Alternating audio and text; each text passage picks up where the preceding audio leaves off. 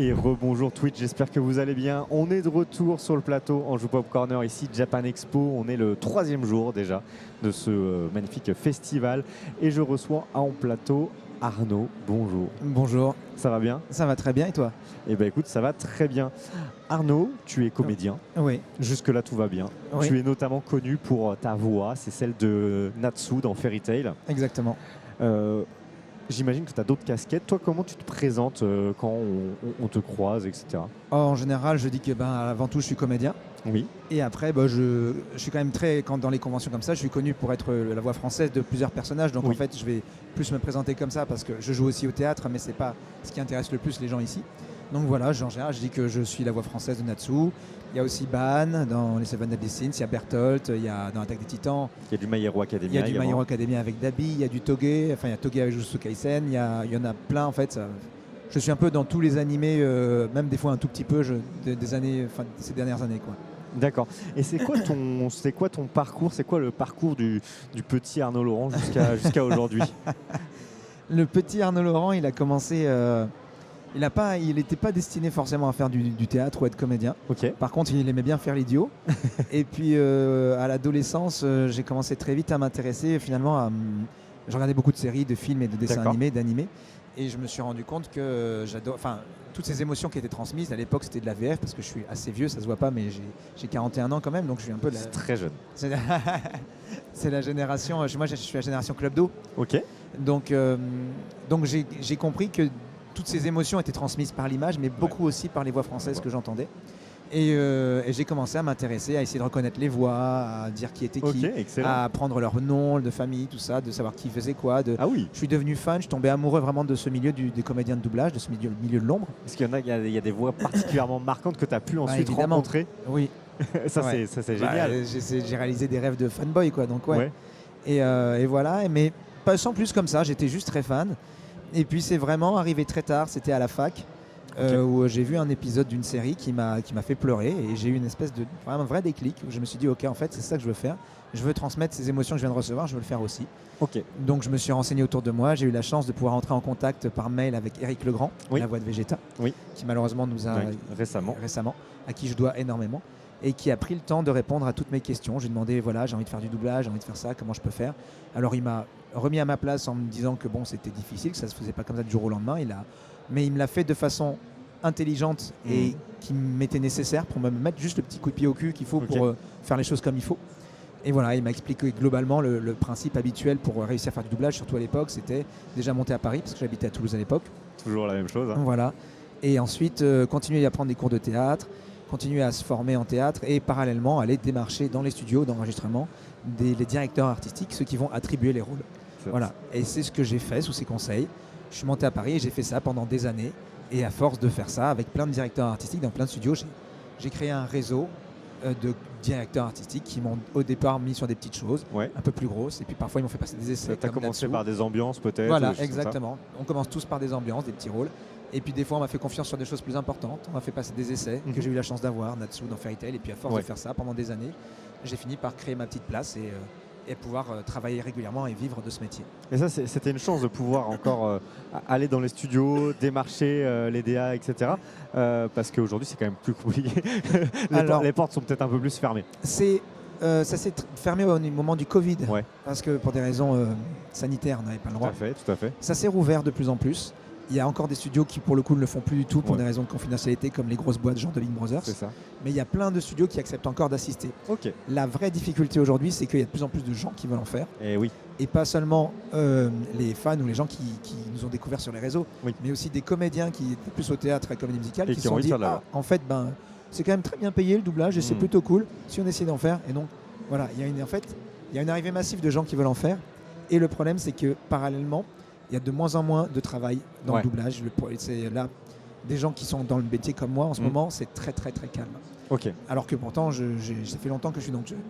Voilà, donc c'est pour dire que le contexte actuel qui est difficile, mais moi je dis toujours aux gens qui veulent faire du doublage, croyez en vos rêves, allez jusqu'au bout et puis vous verrez bien. Il faut juste laisser le temps de faire les choses. Mais par contre, voilà, il faut être conscient que c'est pas que c'est fermé, c'est que c'est plus compliqué encore, sachant que c'était compliqué à mon époque, que c'était vraiment sur la motivation que se faisait l'écrémage. Complètement. Et là, ça allait encore plus, donc il faut être très très motivé et y aller, quoi. Alors, toi, quand tu te lances, c'est pas quelque chose d'hyper tendance, quoi. On n'est pas, c'est pas aujourd'hui, on sait, on reconnaît la qualité de nos comédiens et tout, l'exception française. Il y a encore une quinzaine, une vingtaine d'années. Bon, voilà. Toi, tu t'es intéressé à ces noms-là, mais tu devais être vraiment un des rares à connaître les personnes qui se cachaient derrière les voix des personnages. Ouais, je pense.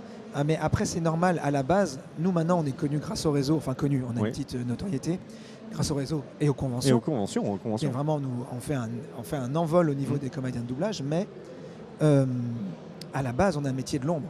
Le but du comédien qui fait du doublage, c'est pas de se mettre lui en avant, c'est de mettre en avant le programme et de le rendre le meilleur possible et de mettre en avant le personnage. Donc le fait qu'on soit connu, c'est très bien, ça nous fait tous très plaisir, mais c'est pas le but. Et c'est vrai que c'est un métier qui est assez dans l'ombre et qui même dans le milieu des comédiens pendant des années était très mal vu. Oui. Quand on disait qu'on faisait du doublage, les gens ils disaient ils vous envoyaient chier. Avant, c'était plus l'époque avant que j'arrive. Oui. Encore un peu quand j'y suis arrivé, il y a une vingtaine d'années. Oui. Maintenant, c'est l'inverse. Tous les comédiens du milieu veulent faire du doublage. Ouais, ça c'est fou. Ouais. À côté de ça, alors je vois sur ton t-shirt on a tous tes personnages. Oui. T'es tombé dans la marmite de la pop culture, de la Japanimation via Fairy Tail, ou t'avais déjà des petites appétences, parce que tu dis Club Do, donc tu suivais quand même ça, t'aimais ça? J'adorais. Donc moi j'ai été fan quand j'étais petit, les Chevaliers du Zodiac, Dragon Ball, Nicky Larson, tous les dessins animés du Club Dorothée. Okay. Après j'ai laissé un peu de côté et dans les années 2000, j'ai un pote, quand j'étais à la fac, fin de lycée fac, j'ai un pote qui avait plein de mangas et là je me suis remis dans les mangas. C'est à peu près à l'époque où on commençait à sortir Naruto, Bleach, One Piece, et donc on a commencé, on était un groupe de potes et on les lisait tous, on les regardait. Et donc là c'est vraiment toute cette période où je me suis remis dans les mangas à fond. Et donc j'ai Monster d'Anaoki Urasawa, enfin plein de choses. Et donc j'ai lu beaucoup de mangas à ce moment-là, donc je suis très fan. Et j'étais de toute façon très fan par tout ce que j'avais vu quand j'étais petit et depuis ces années, de ces héros de shonen qui criaient des pouvoirs et des machins. Donc, évidemment que quand on m'a fait passer un essai sur Natsu, sans savoir encore ce que c'était exactement, ma première scène qu'on a envoyée comme essai, c'était la fin du premier épisode où il se bat et puis il crie Point d'acier, dragon de feu. J'étais comme un gamin. Rien que déjà de faire cette scène-là avec la musique de ouf de Fairy Tail et tout, c'était génial. Donc non, j'ai toujours beaucoup aimé les animés. Malheureusement, ça fait quelques années maintenant que je prends moins le temps de les regarder parce que j'ai moins de temps. Voilà. Et que le problème, c'est que quand tu t'en lances dans un, c'est ultra chronophage, les animés, les mangas. Donc, ça s'est un peu calmé parce que c'est vrai qu'on a eu des très longs fleuves avec Naruto, One Piece, mais Fairy Tail, il y a quand même beaucoup d'épisodes. On est revenu sur des formats où il y a parfois plus 15-20 épisodes par saison, mais ça reste balèze si on veut suivre tout ce qui se passe. On a beaucoup de contenu. Hein, et puis il y en a de plus en plus surtout maintenant. Donc, qui viennent même plus que du Japon. Maintenant, on a des très bons produits coréens, chinois également, donc c'est hyper intéressant. Est-ce qu'à côté de ça, ce que tu dis, tu n'as plus beaucoup de temps pour regarder, est-ce que toi, tu as d'autres passions en fait? Qu'est-ce qui t'anime au quotidien? Souvent, il y a aussi la vie de famille qui prend beaucoup de temps et qui peut être passionnante, mais est-ce que tu as des petits trucs qui te... Alors, ça dépend des périodes. J'ai eu des périodes de gaming. Des fois, quand il y a certains jeux, je me mets à fond dedans et puis après, je laisse de côté. J'ai des périodes, des fois, où je me lance dans une série, je vais la regarder à fond. Ouais, le binge. Ouais, voilà. Total. Là, en ce moment, je suis plus dans une période... Alors, vie de famille, ça va, je suis célibataire, j'ai pas d'enfant, donc je suis tranquille. Mais je suis plus dans une période où quand j'ai du temps, je vais plus prendre ma guitare, jouer, chanter, des trucs comme ça. Ça, c'est un truc que tu fais depuis la musique, ça t'a suivi aussi ça m'a toujours très suivi. C'est vraiment depuis quelques années maintenant que je m'y intéresse encore plus. Et voilà, et j'ai envie d'en faire quelque chose un peu quand j'aurai retrouvé ma voix. Oui, c'est ça, elle est en train de partir. J'espère que sur cette Japan Expo, tu n'as pas trop de conférences là à venir. J'en ai quelques-unes, mais les restes de jours, donc on va prier pour que ça revienne un peu mieux. Mais ça, c'est un vrai truc, mine de rien. Comédien, surtout quand on utilise sa voix, c'est ton outil.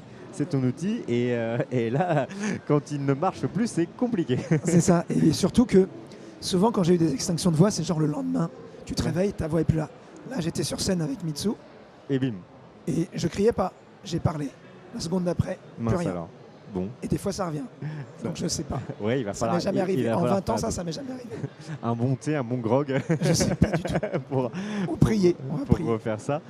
Très bien. Juste avant de te libérer, parce qu'on va t'embêter trop longtemps, est-ce qu'il y a des contenus dans lesquels on va pouvoir t'entendre là qui sont en train de sortir ou qui sortent prochainement? Alors, pas en animé. Alors, il y a Fire Force, on fait le simul-dub, mais je crois qu'il est terminé quasiment. Malheureusement, comme je le disais, le milieu du doublage. Attends, vas-y, pas de souci. Est-ce que ça va mieux? Un petit peu. Ah, pas mal. Le milieu du doublage est en ce moment très calme. Et donc moi, ça fait très longtemps qu'on ne m'a pas confié forcément de rôle important. Donc il y a des trucs en jeux vidéo qui vont arriver.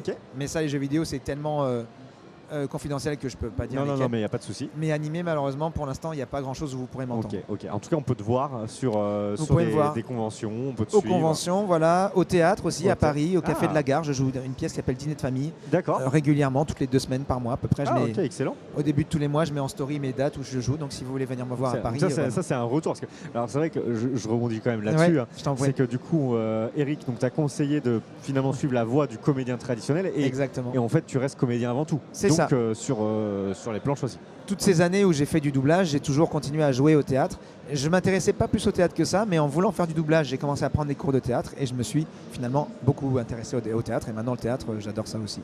Eh bien écoute, tout est très clair. Merci beaucoup d'avoir passé ce petit quart d'heure avec nous. Merci à vous. On te souhaite vraiment bon courage pour le reste de la Japan C'est gentil. Il reste du boulot. Merci beaucoup. Merci Arnaud, à toi. Et merci. très bonne journée. À toi aussi.